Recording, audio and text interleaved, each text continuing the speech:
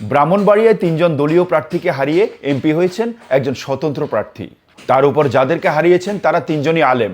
তার চেয়ে বড় কথা হলো যিনি জয়ী হয়েছেন তিনি একজন মহিলা। পরাজিত ৩ জন পুরুষ প্রার্থীর মধ্যে আবার একজন হচ্ছে দেশবরেণ্য ওয়ায়েজ, দেশবরেণ্য আলেম জুনায়েদ আল হাবিব।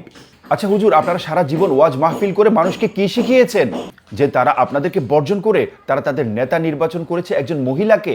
কেন সারাদিন ঘুরে ঘুরে ওয়াজ মাহফিল করেন? মানুষ তো আপনাদেরকে পছন্দ করে না। আবার ওইদিকে তাহেরি, হাসান আল আজহারি ওরাও জিততে পারেনি, ওদেরকেও মানুষ পছন্দ করেনি। তাহলে সুন্নিয়তের পক্ষে গালিগালাজ করা মানুষগুলো এখন কোথায়? তারা তাদের আশিকে রাসূলকে নির্বাচিত কেন করতে পারেনি? দিনরাত তারা সুন্নিয়তের পক্ষে ফেসবুকে কমেন্ট বক্সে মেসেজে গালিগালাজ করে, সুন্নিয়তের পক্ষে গলাবাজি করে, কিন্তু তারা চায়নি যে সুন্নিয়তের কেউ এমপি মন্ত্রী হোক, সংসদে যাক। মাহফিলে এত শ্রোতা, এত জনসমর্থন থাকার পরেও কেন আপনারা হেরে গেলেন?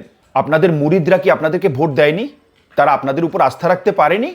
কিভাবে আস্থা রাখবে? আপনাদের যে আকীদা ঠিক নেই। আগে আলেম ওলামারা আকীদা ঠিক করুন, তারপর দেখবেন শ্রোতারা আপনাদের প্রতিটা কথা শুনবে, আপনাদেরকে বিশ্বাস করবে এবং আপনাদেরকে এমপি, মন্ত্রী, নেতা, রাজা, বাদশাহ সব বানিয়ে দিবে।